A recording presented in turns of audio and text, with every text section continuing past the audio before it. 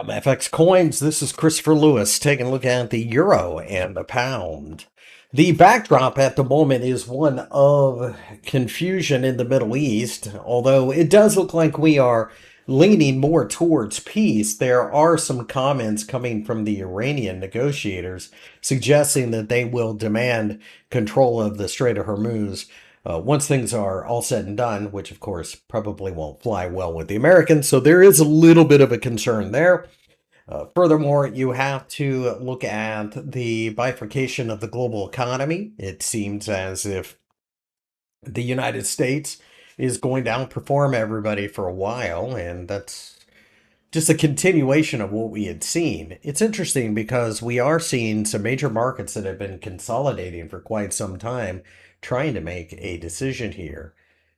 The first market that comes to mind right now is the euro. It's breaking below the 1.14 level, which is a major floor in the market, and the next day or two should determine the next 200 pips.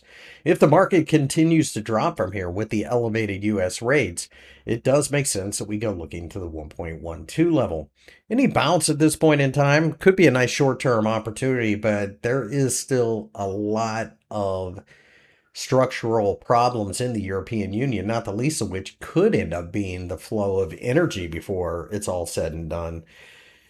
The German economy seems to be doing somewhat okay, but the rest of Europe seems to be slipping a bit. I think you've got a situation where any rally at this point in time you have to look at with a little bit of suspicion, and it does look like the US dollar is accelerating gains here.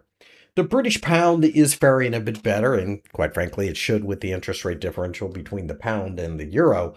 But the 1.32 level is being threatened, and if we can break down below 1.3150, it's likely that the pound could find itself back at the 1.30 level.